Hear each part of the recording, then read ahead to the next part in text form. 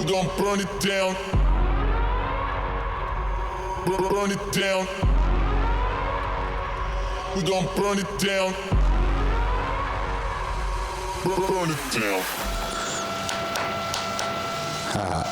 Joke's on you, microphone's here. Right, we're doing punches today. Some of you will have already seen these punches. Look, something like that. I haven't got a finished one because I'm making them still. So these are 01 tool steel, which we buy in square stock form.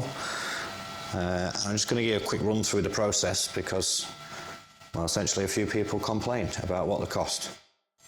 So, for what they cost, they're basically a lifetime guarantee, because if you manage to break one, well, I dread to think what you managed to do to break one, to be honest, because we've centre punched jaws on vices. Carl down there has braided into them with a 14-pound hammer. Like, they've had some serious stick. It's good stuff, but they do take quite a lot of making. So the process goes, or at least this part of the process goes like this. We set up first in the milling machine, crank the head over, and then use the old didgeridoos over there with these on parallels, and we put in the markings for the dice. And then what we should really do, which we will do next time, is the steps that Carl's doing now. So we'll go see what Carl's doing. So Carl,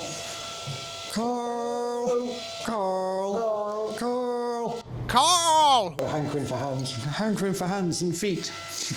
What we've got is a self-centering 4-jaw, because they are wondrous, in the 3-jaw, because we can't bother to change them over, obviously, who really can.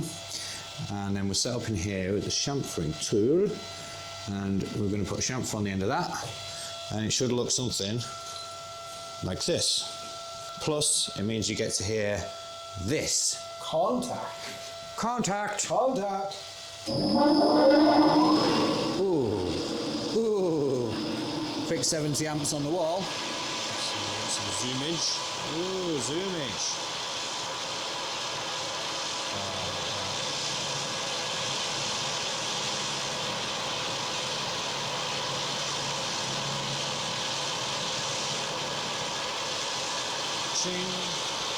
Just like that. That puts one of them in there, and then obviously the cycle continues, and we end up with a nice little posh line of them like this. And then what we should do is the bit that we did before, because we didn't realise we was doing it this way. And you learn every time you do something. But we've took some meat out the end of here to put the chamfer on, and in doing so, it means that it tries to shake around all over the place when you're putting that chamfer on the end. So next time we do them, we use the centre punch taper gauge, fits in there, that way around, and that holds these at the same taper. And there's a stop on that end, and then they get dropped in on the top, and you can keep your head straight. And the height's set, and we run it in one cut, take them out, flip them, take them out, flip them, take them out, flip them. And then once we've done all of that, man, more goes into these than what you first think. We have this superb punch. Come on, focus. Focus. There we go, look. That's been machined on pantograph, which some of you on Instagram might have seen. That'll be heat treated. But this is pantograph, and one of the things that we've wanted to do is this. Touchmark McStampage. So what I've done is, hold on a minute, let me turn you around so you can see what's going on, because I can't even see what's going on here. Right, start at the beginning. Pantograph, touchmark, stampage. So we 3D printed a template which was too big, hence why the top's been sanded off it. Set it up in the pantograph on an 8:1 reduction with a 1mm cutter in the end of there. We ended up milling it into the end of a piece of 01 tool steel. and then heat treated that, and then give it a whack to see if it'd work, and it works pretty well. Not as well as we would like, I'll be honest with you, but pretty good. We wanted some uniformity, and instead of having to etch everything in, so this is one that's been stamped into the piece of tool steel. You see, you've got a good focus there, reasonable focus there, isn't it? And then the idea is to put it in the 20-ton punch press, chom, chom, chom, chom, chom, and warm them up, chuck it underneath, pa-dum-dum, done. I'll take you and show you, because it's one of them machines that makes parts of your body run away and hide every time you turn it on. Into the forge we are. And this beauty, look at this beauty. She's a beast. She's a 20-ton punch press, and she sounds like this when you turn her on. Ooh, you like that, don't you? You like that? And then we've built a holder under there, and then when you stamp on that pedal down there, that dog goes in that flywheel, and it makes you jump. Something like this, if I can lean far enough back for you to see. Dunk. So you definitely don't want any fingers anywhere near that. And you get a little punch eye view here, look. Just like that. Ka-dunk, ka-dunk. So I don't want to distort all of the other pieces. So we're going to stamp the stamps into them first. And then I've been busy with the old 3D printer, and we have made up the stamping positions.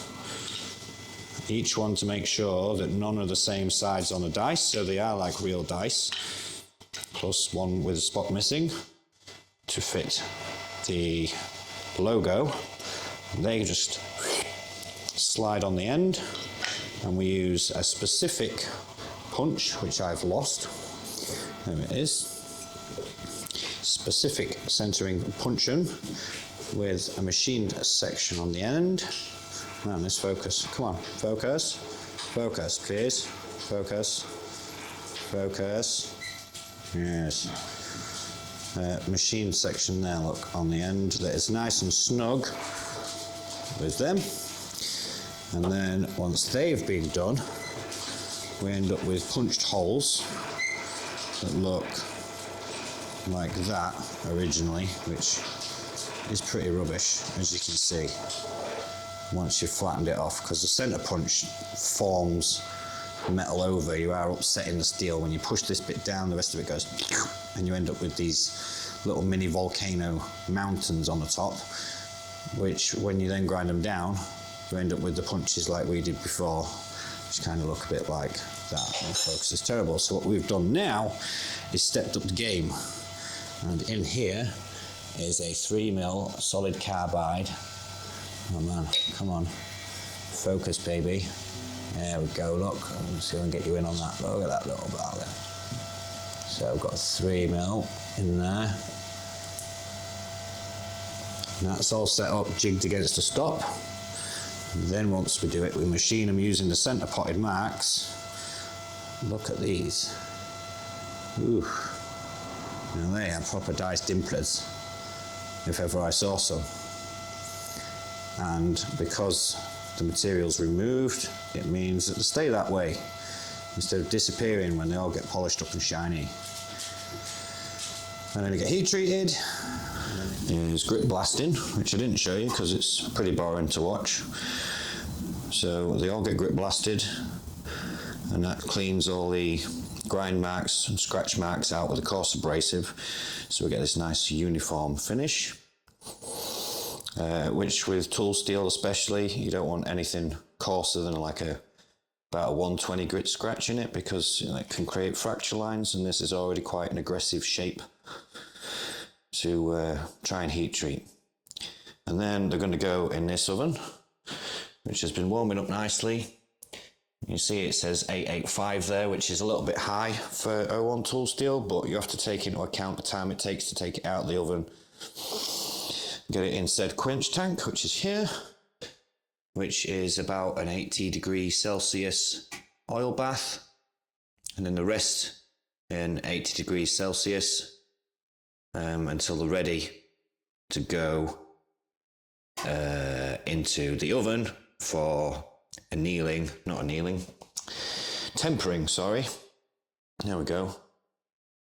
When they go into the oven, tempering at 210 degrees Celsius, but the oven takes forever to cool down, even with the door open. So 01 tool steel especially very prone to fracturing if it's allowed to rest down to room temperature. So really, yeah, wants to sit in the bath for as long as possible. So something I forgot to mention, but I don't know whether it's relevant, I suppose, but 01 tool steel is quite a high alloy steel, and it's a deep hardening steel, or a through hardening steel, not a shallow hardening steel, which means that it will harden all the way through its cross section. In order to be able to do that, though, it needs a good soak, and a soak is to ensure that all of the other alloying elements get into solution and even themselves out in the right manner. So in this case, it's usually about an hour soak for every 1 inch of thickness. So we've gone for 45 minutes soak because they're basically 3/4 of an inch, give or take. Maybe not, but it's better to err on the side of caution. That's our quenching tank reaching temperature. You can hear it in the background there, rather annoyingly, right on cue. And also, it takes up to about 1 inch of thickness, about 5 minutes to transfer 1 degree. So what that basically means is you need to wait an extra 5 minutes on top of your soaking time to ensure that the temperature that you're seeing on the outside once it's reached temperature is the same all the way through. So in this case, hence why we've gone with the 45 minutes as opposed to it really being about 32.5 if we actually work it out scientifically. And then that ensures that we've got a thorough soak all the way through. And then I'm going to go as quick as I can because you lose temperature fast, so it'll be 1 in, 1 out, 1 in, 1 out as quick as we can to keep the temperature up. And then we're ready for tempering. This is how I like it.